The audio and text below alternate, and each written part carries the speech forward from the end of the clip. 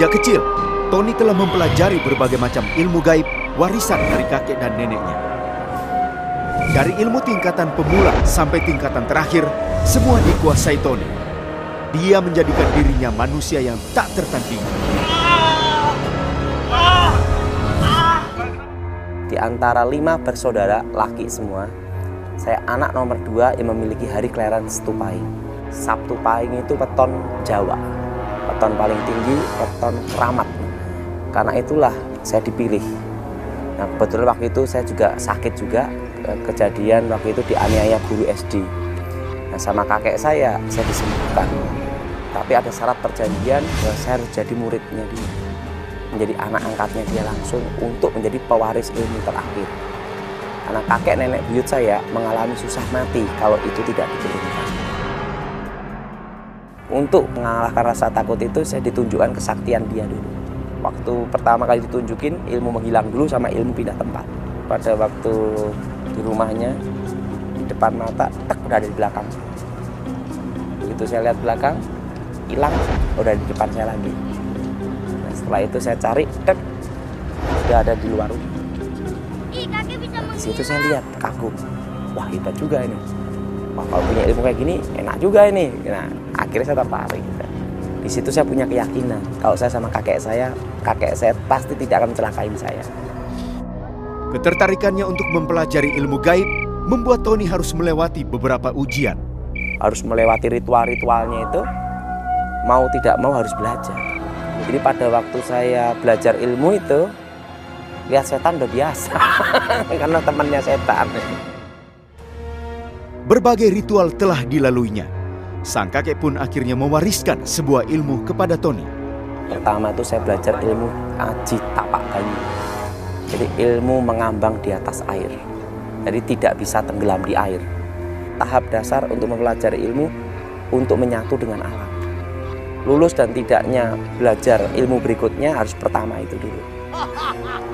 Keseimbangan antara tubuh, jiwa, dan roh, menyatunya manusia dengan alam itu. Ya ditunjukin aja, dia bisa jalan dek-dek gitu aja. Kalau saya lihat, akhirnya saya lakuin.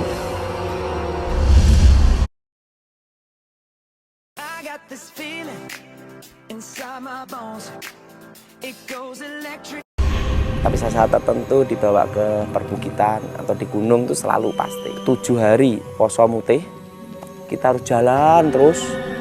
Jadi tidak boleh makan dengan tangan. Mulut gini itu pun harus hanya daun-daun aja. Nah, setelah itu baru baca mantranya. Selama 3 hari itu harus mengucapin mantra. Setelah itu istirahat sebentar, mengucapin mantra sampai 3 hari itu pati geni. Tidak makan, tidak minum, dan tidak boleh lihat unsur cahaya. Nah, setelah itu baru dipraktekin ilmunya. Mempraktekkan ya di depan guru saya, suruh bacain mantra, pindah. Jadi pikiran saya ingin ke sana, langsung pindah. Tidak hanya kakeknya yang mewariskan ilmu gaib tersebut. Neneknya pun siap untuk mewariskan ilmu hitam tingkat tinggi. Saya belajar ilmu hitam dari nenek ini sampai membunuh jarak jauh. Ada ritual-ritual juga. Jadi ritual darah itu binatang dikorbankan. Waktu itu saya diberitahu kalau tidak ingin melukai diri sendiri harus membunuh orang. Saya tidak mau. Lebih baik saya melukai diri sendiri. Kau harus membunuh orang sebagai korban. Saya tidak bisa membunuh orang, Nek. Kalau begitu kamu harus mengorbankan darah kamu. Darah saya curahkan. Saya di sini ada luka. Darah saya persembahkan juga. Untuk lengkap itu pasang susu untuk kebal senjata. Waktu itu saya masih ingat tuh jarum emas sama tembaga. Sama nenek saya ngomong, kamu harus makan. Gimana cara makannya ya? Tapi nenek saya ngomong, kamu yakin. Nah, sejak kecil kan saya punya sugesti.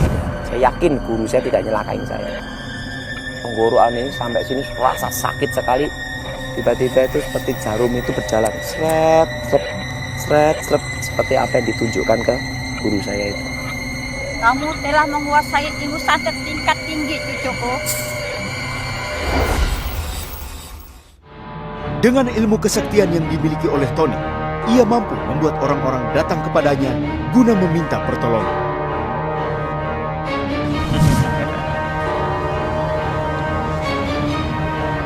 Apakah ini orang? Iya. Iya, Ki. Sekarang saya akan mengerjakannya. Yang boneka ini. Supaya orang itu sakitnya pindah-pindah. Kayak boneka gini kan. Kayak itu benda dibacain mantra, set kirim. Terus kena kepalanya pening gitu kan. Terusan buat orang itu sekarat itu, mati ndak hidup ndak, itu sering. Pokoknya sesuai order aja. Saya tidak suka ya lakuin semua. Tapi saya punya batas, tidak boleh bunuh. Saya buat orang stres mati aja udah gitu. Tony terus memperdalam ilmu-ilmunya, bahkan telah mencapai ilmu tingkat akhir. Jadi kekuatannya itu kalau memukul orang jarak 50 km itu mati langsung. Dan itu ilmu sampai tingkat tinggi. Ilmu itu punya pantangan tidak boleh menikah, tidak boleh nyentuh wanita. Nah itu yang paling berat. Nah, ritualnya paling berat dari semua ritual.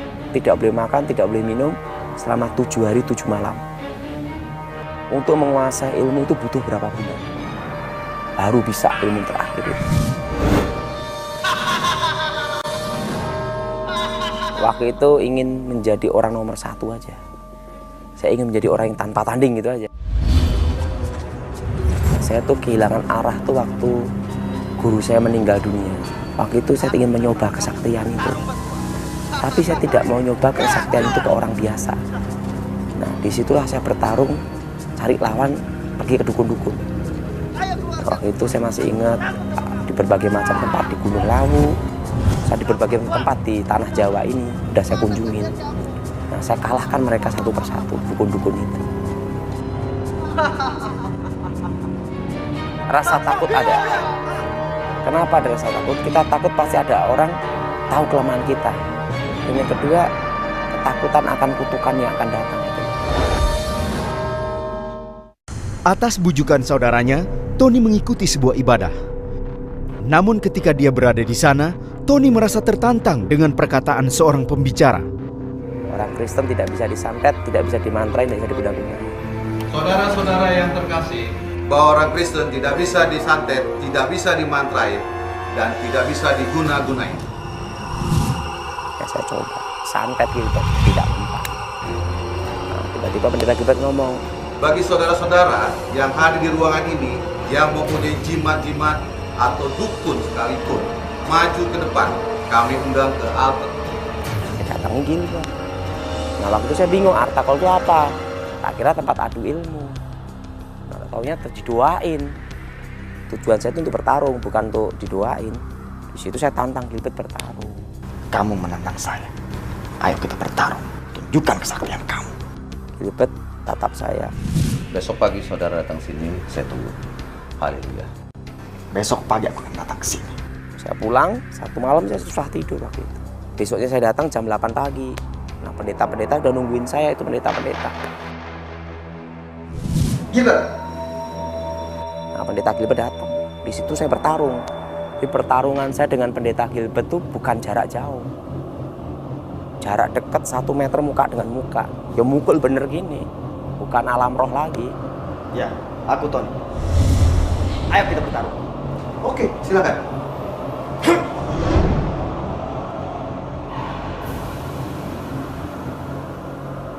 Saya pukul tuh mental. Itu malah balik. Itu benteng pertahanan saya hancur. Sampai keluar serbuk tembaga sama emas dalam tubuh saya. Waktu itu saya mau muntah darah, tenang lagi. Nah Gilbert waktu itu hanya haleluya, haleluya, haleluya gitu aja.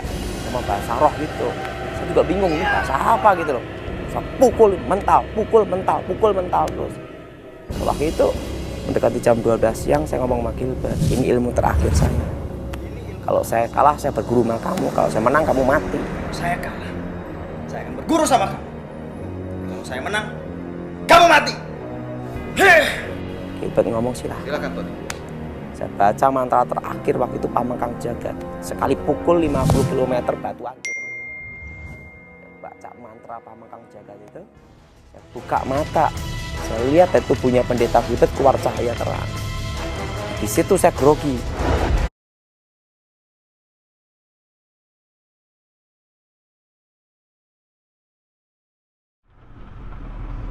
What you are witnessing are figments of my imagination. This Maju atau tidak? Karena selama 2 hari itu ilmunya mental semua. Saya ingat pesan guru saya, mendekat nanti usia 18 tahun, kamu melihat suatu cahaya terang. Nah, ini disebut nur cahyo. Tapi sambil keputusan maju, pukul gilbert. Waktu saya pukul gilbert, cahaya itu membuat saya terpental.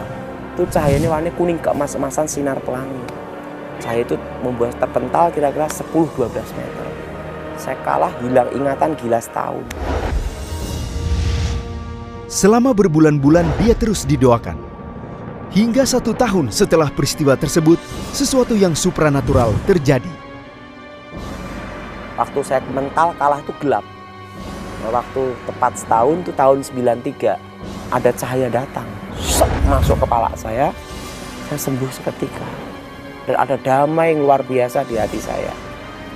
Terdengar suara, akulah Alfa, akulah Omega yang awal dan yang akhir. Akulah Raja yang adil dari timur. Aku adalah aku, akulah Yahweh. Akulah Yahweh, Yahweh, Yahweh. Tiba-tiba cahaya itu berubah jadi Yesus Kristus. Saya tidak bisa lihat wajahnya, hanya jubahnya. Dan suara itu berkata, akulah Yesus. Saya ketemu Yesus sendiri. Dan cahaya itu berubah. Satu sosok, jubah putih, terang benderang. Tapi saya tidak bisa lihat wajahnya. Nah, disitulah saya bertobat. Saat Tuhan Yesus menghilang depan saya. Tiba-tiba saya mau nyoba kesaktian, saya hilang semua, sudah. Penglihatan yang ia alami membuat Tony ingin mencari kebenaran. Siapa Yesus sebenarnya? Setelah saya sembuh, Pendeta Gilbert kebetulan ada di Solo. Saya cariin dia, ketemu. Cerita tentang ketemu cahaya ini, dia ngomong Yesus gitu. Dan Pendeta Gilbert ngomong, kamu harus sekolah Alkitab. Apakah kamu betul-betul bertobat atau nanti kumat lagi? Disitulah saya sekolah Alkitab. 3 tahun saya di Inteos, lulus. Nah, disitulah saya percaya Yesus, melayani Tuhan sampai sekarang. Proses demi proses ia jalani. Dari seorang dukun yang sakti, Tuhan mengubahkan kehidupannya. Tapi setelah saya lewatin semuanya, hanya satu yang bisa ngalahkan, Yesus Kristus. Dan waktu saya belum bertobat, hidup saya tidak bisa tenang, tidak ada damai. Setelah saya bertobat, hidup saya damai dan tahu artinya hidup. Tujuan saya itu apa? Yesus Kristus. Mau menyelamatkan orang berdosa. Saya tidak nyangka bisa bertobat. Karena setelah saya bertobat, saya sadari bahwa ada panggilan Tuhan untuk melayani supaya saya menjadi berkat bagi banyak orang.